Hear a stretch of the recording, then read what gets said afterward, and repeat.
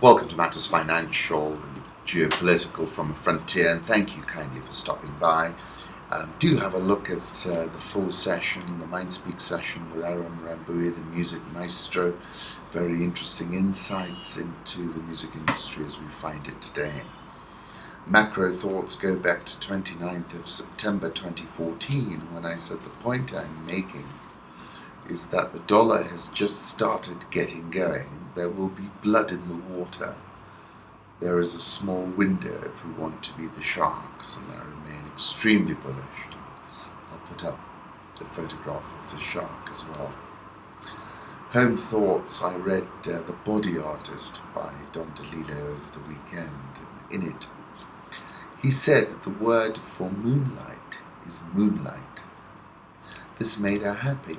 It was logically complex and oddly moving and circularly beautiful and true. Or maybe not so circular, but straight as straight can be. And I took a photograph, I think it was Saturday night. In fact, the moon got bigger last night. And I tweeted, expect a luminous, silvery night with such a luminescent moon. I'll put up that photo. Reuters has a video of President Assad attending prayers for Prophet Muhammad's birthday on Sunday. And Eyewitness, which is a photography piece of The Guardian, has a photograph of Egyptian Muslim Sufis taking part in a ritual ceremony to commemorate the birth of the Prophet Muhammad. Interesting piece in The Guardian, the ISIS propaganda war, a high-tech media jihad. ISIS is using techniques plundered from movies, video games and news channels to spread its message. Who is masterminding the operation? The current geopolitical situation in the Middle East is depressingly familiar, but ISIS's media sophistication is something new. It's almost as if it looked at Osama bin Laden's fuzzy, monotonous camcorder sermons of a decade ago and concluded that extremist Islam really needed a snappier marketing strategy. ISIS is in competition with Western news channels, Hollywood movies, reality shows, even music video, and it has adopted their vocabulary. Unsurprisingly, the personnel behind Al Hayat Media Center are unknown. If there is a Leni Riefenstahl figure, chief suspect is Abu Talha al-Almani, aka Dennis Cuthbert, aka Diso Dog. In the latter incarnation, he was a moderately successful gangster rapper in Germany, but Dog publicly converted to Islam in 2010 and began writing nasheeds not dissimilar to those put out by Al-Hayat.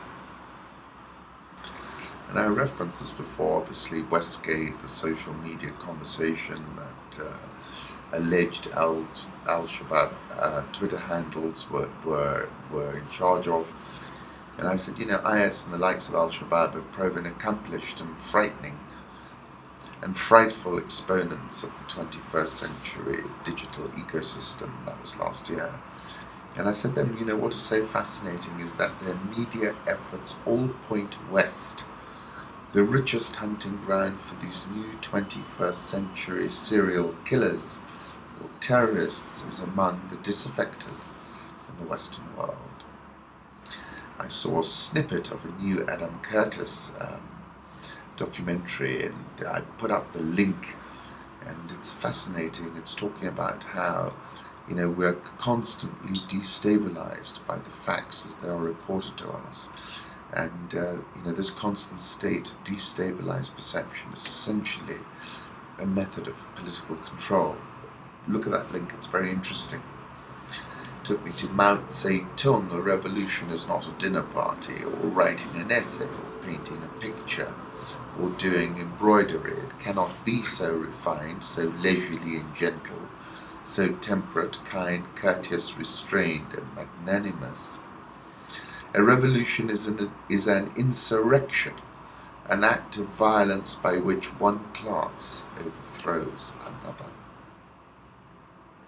I like this photograph from the AP, Manama, Bahrain. Bahraini anti-government protesters holding a national flag take cover from tear gas during clashes. There's been a significant ratcheting higher there again. Ian Bremer tweeted, "The world's biggest city is almost all Asia for now." Interesting visual. I couldn't resist this one sentence. I realized that your average human smells exactly like roast chicken. This is about Mexico. Report has been carried by Vice News. Rich wrap-ups is the link. The Czech President Miloš Zeman has slammed the Ukrainian Prime Minister Arseniy Yatsenyuk, calling him a Prime Minister of war. From the statements by PM Yatsenyuk, I think that he is a Prime Minister of war because he does not want a peaceful solution to the crisis in Ukraine, recommended by the European Commission. Yatsenyuk wants to solve Ukrainian conflict by the use of force, added the Czech leader. I follow a fellow called, his Twitter handle is NanXLLC. His name is Eric Scott Hunsader. Puts some very interesting visuals of the markets. And he tweeted a link to a documentary called The Wall Street Code. And it's very good, insightful, worth looking at. The Economist has a report out about 8 charts in our global markets. Have a look at that, it's interesting. Currency markets, Euro 119.40, dropped 0.5%. Did touch 118.64, which was the weakest level since March 2006. Dollar index 91.15, I'm bullish about that. 120.54 Japanese yen. Swissy above the figure at 100.64. Pound lowest since August 2013, 152.89. Aussie 0.8059. India rupee 63.445. South Korean won 11.1085. Rial 269.46. Egyptian pound 715.25. And the rand 11.73.50. The euro has fallen 0.4% in the past week. The dollar has gained 1.5%. The yen has risen 1.6%. Touched 118.64. This is the weakest level for the euro since March 2006. Draghi, in an interview with Handelsblatt, said policymakers are ready to act if needed to counter deflation. The ECB meets on January the 22nd. Dollar index 91.15. The spot index, which tracks the US currency against 10 major pairs, rose for a second day, set for the highest close since its inception in December 2004. Euro dollar is at 9-year lows. I'll put up a 3-month chart. As I said, I'm looking for parity. Draghi, we are in technical preparations to alter the size, speed and composition of our measures at the beginning of 2015, should this become necessary. Interesting take about Samsung taking on Google's software challenge using TVs. It's moving from phones to big screen TVs as the South Korean company tries to capitalize on the burgeoning interest in smart homes. World's biggest maker of TVs will unveil the first sets powered by Tizen software at the CES show this week. All the web-connected models it sells this year will run the operating system and will demonstrate how TVs communicate with its washing machines, refrigerators and vacuum cleaners. Companies trying to reinvent Samsung as a purveyor of internet-connected appliances to grab a share of a market that may be worth $7.1 trillion by 2020.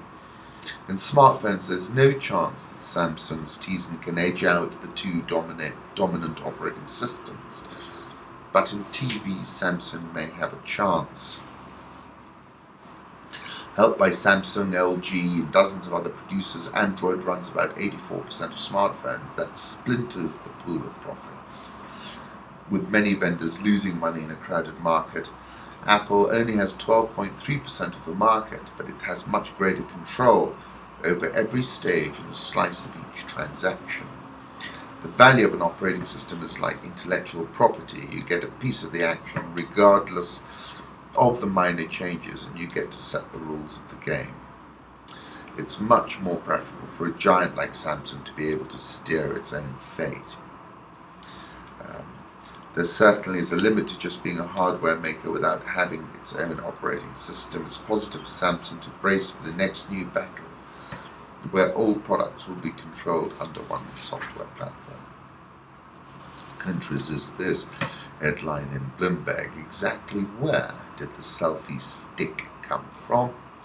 Commodity markets, the commodity index slumped 17% last year, which was the worst performance since 2008. Crude oil, last time I looked, $51.69. I'll put up a one-year chart. Touched $51.40, lost 3.7% last week. Volumes traded are more than double the 100-day moving average. Brent crude dropped as low as $55.36, low since May 2009. Trying to pick a bottom could be deadly, said a crude oil trader who declined to be named.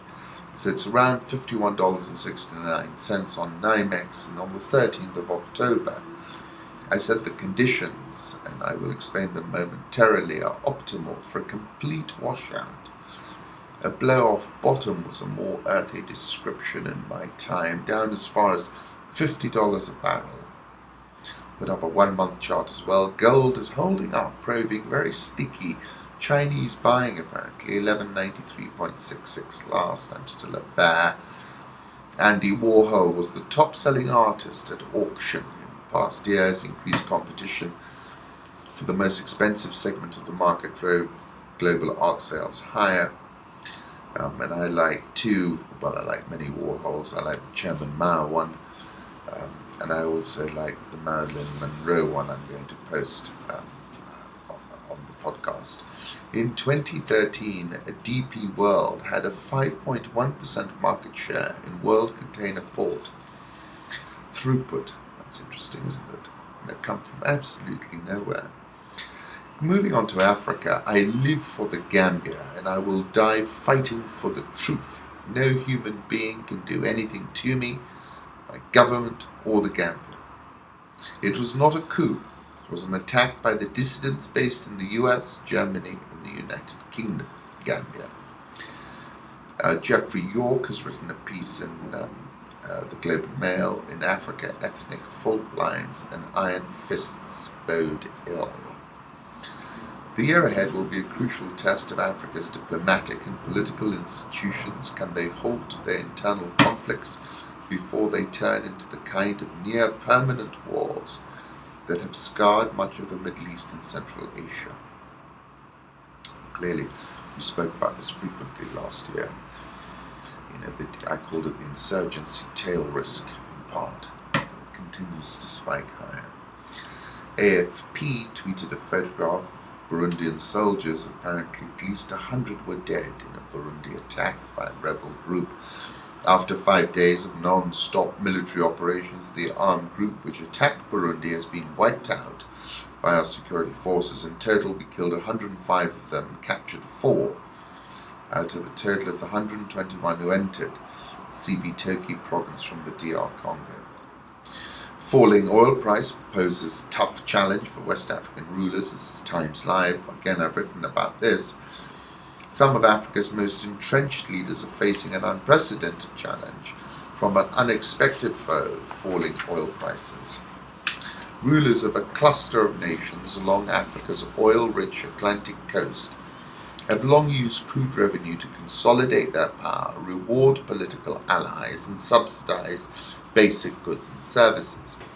As oil prices decline, that formula for maintaining power looks increasingly inadequate for rulers such as Angola's José Eduardo dos Santos. If the drop in prices continues, he will be in free fall, said Ricardo Soares de Oliveira, a political scientist at the University of Oxford. More than 30 years in office, dos Santos has relied on the proceeds from oil sales, if that revenue continues to shrink, the very assumption that this regime is able to weather all sorts of storms would be in question. Officials in Angola didn't respond to requests seeking comment. Angola produces about 1.7 million barrels of crude oil per day. It's Africa's second biggest crude producer and has given it until now a comfortable trade surplus and 5.3% annual growth each year since the global financial crisis in 2009. Dos Santos doubled the public wage budget, spent $5 billion a year on subsidies to hold down gasoline prices, and directed billions of dollars to sovereign wealth fund that is officially charged with investing in efforts to diversify Angola's economy. It's run by one of his children. Such largesse now appears unsustainable.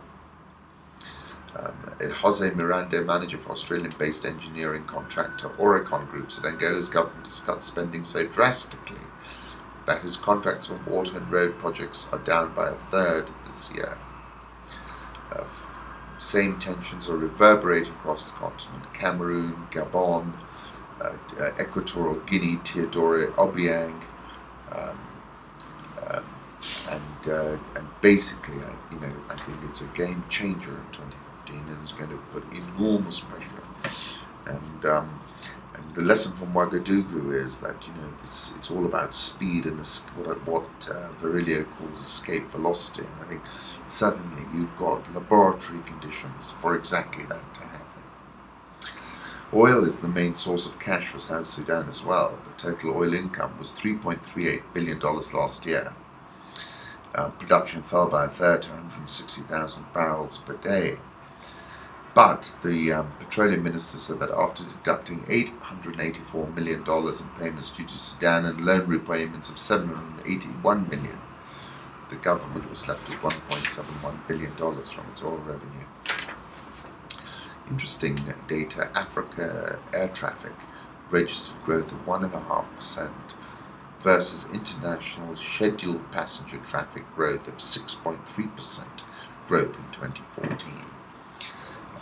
And I think that confirms the Ebola correlated slowdown, which has slowed down air traffic throughput. South African all share eased 0.51% on the first trading session of the year. Today's the second. Dollar rand 11.7354. I think that's going, as I said a long time ago, to 12. The retail price of 95 grade petrol in South Africa will drop by 123 cents, or almost 10% a litre from January the 7th. Egyptian pound is at 7.1525 on the official rate. Egyptian stock market was the fourth best performer in the world after China, Venezuela and Pakistan. Popped 0.18% higher on yesterday. Nigerian all share eased 0.08%. They're in the crossfires, I've said previously. The New York Times is reporting of tensions in the US-Nigeria relationship, probably at their highest level in the past decade. This is Johnny Carson, the State Department's former top diplomat for Africa. There is a high degree of frustration on both sides, but this frustration should not be allowed to spin out of control.